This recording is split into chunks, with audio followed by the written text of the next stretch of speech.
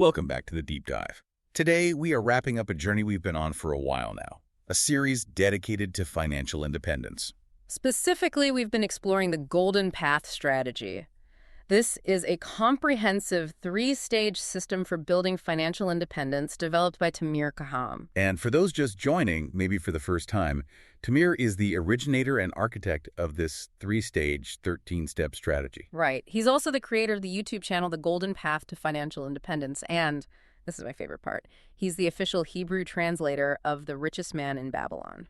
That detail always sticks with me. It's such a unique credential. It really is. What you're getting here is this fascinating blend of modern systems, engineering, analytical, precise, structured, mixed with very old, timeless money wisdom. It's a powerful combination. It is. You're using engineering precision to execute principles that have stood the test of millennia. Basically, Solomon meets Silicon Valley. And speaking of structure, this is episode 13. It is the finale of this deep dive series. Now, if you're listening and maybe panicking because you missed the breakdown of step 4, step 9, don't worry. We aren't going to reteach every single detail today. Right. Today isn't about the microscope, it's about the telescope. We are zooming out to see how all 13 steps connect into one coherent operating system for your life. I like that term, operating system, because I think for a lot of people, and I felt this, finance feels like a bunch of random apps running in the background, crashing into each other. Yeah. You know that feeling. You're driving to work and you feel that tension. One part of you is screaming for freedom. Another is terrified of losing the paycheck, and the economy is shifting under your feet. That tension is usually a symptom of system failure, or honestly, the lack of a system entirely. Chaos. Total chaos. When you don't have a structure, your money, your time, and your stress levels are just fighting for dominance. So the goal of the Golden Path isn't just get rich quick. Not at all. It's get organized permanently. It's a roadmap, a way to tame those chaotic elements. But if there is one core message to take away from this entire series, it's this. Okay. Financial independence does not begin with money. It begins with awareness, identity, and the willingness to learn. Without learning, you are always operating in the dark. So let's turn on the lights. We start at the very beginning with the foundation, steps 1 and 2.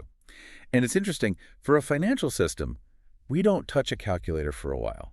That is by design. Most people fail because they try to install new software, like a budget, onto an old operating system.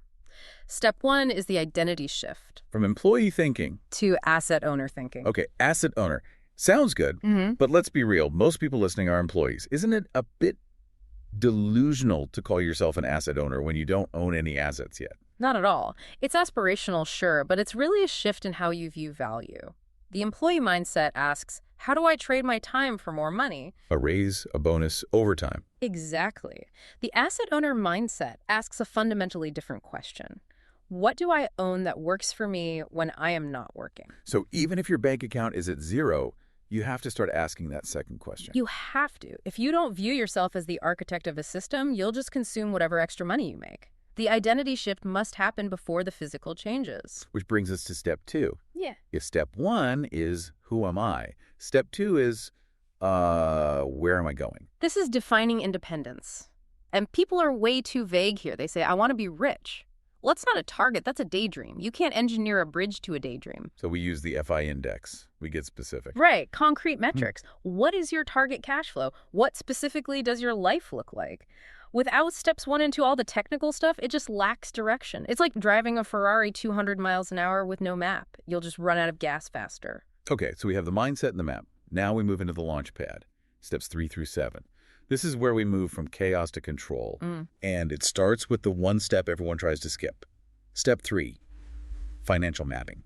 The dreaded audit. Why is this so hard for people? It's the psychological cost. Step 3 requires brutal honesty. Listing every asset, every liability, every leak. People avoid it because they equate net worth with self-worth. So if the numbers are bad, they feel bad. Exactly. But you cannot fix what you refuse to look at. Step 3 removes the shame and replaces it with data. And once we have the data, we move to step 4, the conscious budget. Now be honest, budget is a dirty word. It feels like restriction. That's the employee mindset talking again. In the asset owner mindset, a budget isn't a cage, it's a command center. You're telling your money where to go instead of wondering where it went. It's reclaiming power. And that power lets you execute step 5, cash flow stabilization. Stopping the bleed. You can't build a skyscraper on a swamp. Step 5 is about ending overdrafts, stopping that chronic negative cash flow where you end the month poorer than you started. And once the ship stops sinking, we start rowing. Step 6, the savings habit. And notice we call it a habit. Step 6 isn't about the amount at first. It's about building the muscle. It's proof that you can keep part of what you earn. Right, proving it to yourself. It's a behavioral change. You're showing yourself you're not just a conduit for money to pass through to merchants. Which feeds directly into step 7, the emergency fund. And I feel like we need to clarify this because people get this wrong all the time. They say, I have $10,000, should have put it in the stock market. No, absolutely not. But inflation is eating it. The purpose of the emergency fund is safety and liquidity, not returns. It's an insurance policy. It's a firewall. Right. It prevents one bad event, a car repair, a job loss, from forcing you into debt and destroying years of progress. If that money is tied up in the market and the market crashes when you lose your job, you have no shield. So steps 3 through 7. This is really about creating stability. It's the platform. These steps ensure that when we eventually launch the rocket in the later stages, the launch pad doesn't just crumble underneath it. Okay, so the platform is solid. We aren't bleeding cash. We have a shield. Now we optimize steps 8, 9, and 10, cleaning up the past, automating the present. This block is where we reduce friction. From a systems perspective, this is huge. It starts with step 8, debt management. And the Golden Path makes a distinction here, right? Not all debt is evil. Correct. We distinguish between bad debt, consumer debt, credit cards, and strategic debt, which we might use later. Step 8 is focused on the bad debt. We're freeing your future cash flow from paying for your past. It's like carrying a heavy backpack. Step 8 is taking the backpack off. Perfectly put. And once the weight is off, we install the engine. Step 9, automation. This is one of my favorites, but I think people gloss over it. They think it's just about auto pay. Oh, it's so much deeper. It is the game changer for behavioral consistency. Human beings are terrible at consistency. We get tired, emotional, distracted. If your plan relies on you remembering to do the right thing every month for 20 years, you will fail. So we fire ourselves. We fire our willpower. Exactly. You turn decisions into systems. Right. Automate your savings, your investments, your bills. The right thing happens by default. That frees up so much mental energy. Huge amounts, which you can then apply to step 10, risk management. The defense step. It's zooming out. We look at threats beyond market crashes, health issues, liability, legal risks. We are shielding the progress we've made. Right. If you build a castle but leave the drawbridge down, it isn't secure. So this block 8 through 10 is about clearing the mental deck. You aren't constantly fighting fires. The system's just humming along. And now, here's where it gets really interesting. Up until now, we've mostly been playing defense and getting organized. Right. Now we switch to offense. We enter stage 3, steps 11 and 12, the transition to freedom. This is where asset owner stops being a theory and becomes real in the bank account. Step 11, the first income-producing asset. And I want to stress first, this is a massive psychological threshold. It's the first time income arrives in your account without you trading time for it. Does it have to be a big check? Not at all. It could be $10. A dividend check, a small rental payment, or royalty. The amount doesn't matter at first. The mechanism matters. It proves the concept. It breaks the link between time and money. It validates the asset owner identity. You go from, I hope this works, to, I see it working. And once you break that seal, you move to step 12, multiple income streams. This is scaling. We move from one asset to a portfolio. We are reducing dependence on any single source. Most people have one income stream, their job. That's a very risky position. Step 12 is about diversification of income, transitioning from mandatory work to work by choice. And that's the holy grail, isn't it? When the system generates enough to cover your expenses. That is where financial independence is actually achieved, when your systems generate income while you sleep. So we've covered 12 steps: mindset, stability, automation, assets. But there's one more step, and it kind of floats above all of them. Step 13. Step 13, the backbone. Continuous learning. It's crucial to understand this is not the last step you do. You don't do steps 1 through 12 and then say, okay, I'm rich, time to read a book. It runs parallel to everything. It's a spine that runs through the whole system. Think about it. The world moves.